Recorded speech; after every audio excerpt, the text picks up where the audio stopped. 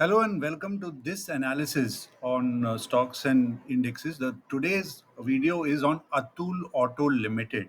Now, Atul Auto is a small cap stock into the manufacturing of auto rickshaws, and it controls a very big dominant part in both the domestic and overseas markets. The market cap of 1,377 crores. Return on equity is at 0.94% with a trailing 12-month PEG ratio of zero point 0.8, less than 1. The Piotrowski score is at 6 currently. However, the company has had a low interest coverage for its debt, and it has been seen that in the last 3 years, the promoters have reduced their holding by approx 10%.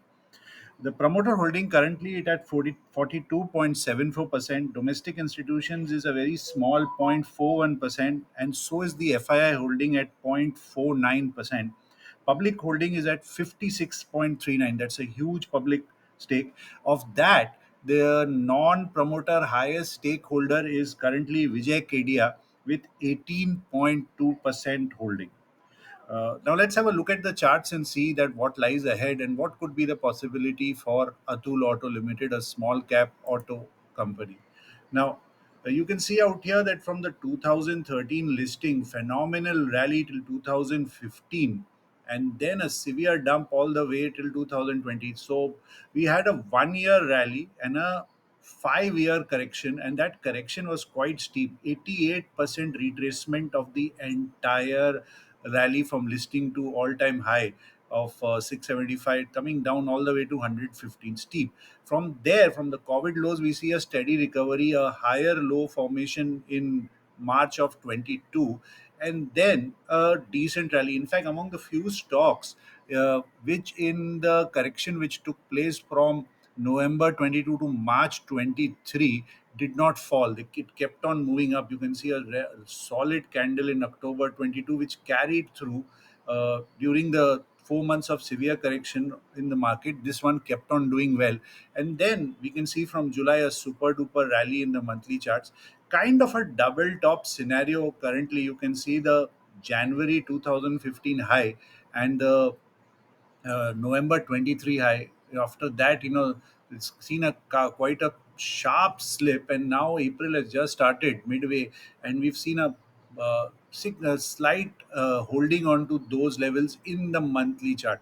The monthly support currently is at 475 from where it has tried to go. If that fails to hold, then it's 425, the Ichimoku baseline, and then all the way down below that at 300 is where the Ichimoku cloud support could take place for it, in case it continues to do a downward move, because in case there is a downward move, if this is a double top we are looking at in the market. If Now let's have a look at the weekly time frame and try to analyze it. In the weekly also, we can see inside the cloud, took the cloud not exactly a solid bounce yet from the cloud support, which could, if it was a strong stock, it should have ideally given us a strong bounce from here. Maybe consolidation take place, but inside the cloud generally tends to be about uncertainty. The support in the cloud currently is at 475, which is also the monthly support. Below that is at straight away the cloud at 350, and then at 300, which is again matching with the monthly major support zone in case 425 in the monthly does not hold that way.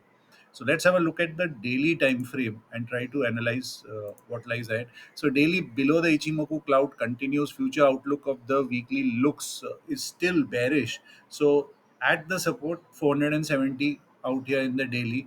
If this does not hold in the daily, then the next support comes straight away here at 300, and out here at 375 to 400, 350. This is where the lot of consolidation, or maybe prior to that here at 425 in case it holds, but this learn looks like a most significant support area in the daily, 380 to 360 in this zone. Now let's have a look at the resistance, ascending order. Out here the resistance is at 525 in the daily, and if it takes out and starts moving above that, the next big one is at 620 20. So two levels of resistance. This one is a much stronger one in the current context. 525, the Ichimoku baseline, and we can see a lot of attempts were done. First attempt was in September 23, then Jan 24, Feb 24, March 24, and then a breakdown. So this level is not that easy to pierce on the upside. If it sustains, then the next one where it could give a run and then maybe consolidate and attempt another up move and break through the all-time high in that case would be there. So I would be looking at these two levels very seriously for further upside, and I would be very cautious if it starts slipping below 475 like that. So in the short term, right? So in the weekly, the resistance is coming at 575 out here, 575, and then at 620, which is also the daily resistance. So matching resistance coming up in here also, that one should be careful in that zone. And again, weekly inside a cloud, future Kumo still bullish. Maybe that's why the consolidation taking place out here, attempting to again rally. If it rallies, first some volatility up setup should emerge from here for further upside in that case. But these are the levels I'll be looking at very carefully. Now let's have a look at the monthly resistance. The monthly resistance is at 600, all the way at 600. You can see out here, uh, there is only two candles managed to close above, just barely around 600. Even though the wick high is 693, candle close is October at 610 and November at 615. So that's the monthly major resistance I'll be looking at constantly. Even if you see prior to that, August closes at 590. So this 590 615 is a monthly resistance. If it manages to start sustaining above its previous high close levels, then the next resistance is at 825. Then this would be maybe a consolidation between 6 7 9 700, but that would give more encouragement to investors to look for further upside in the stock, and keep looking at higher levels for further breakout in that case, and push its way towards 825, which is the next Ichimoku price and time theory resistance, and above that 1000. So interestingly, if we look at the on the closing monthly basis, this is the December 2024 close of 636, and this is the all time high closing basis of the November 23 at 615. So that's the level on closing basis. Monthly investors will be mostly looking for that.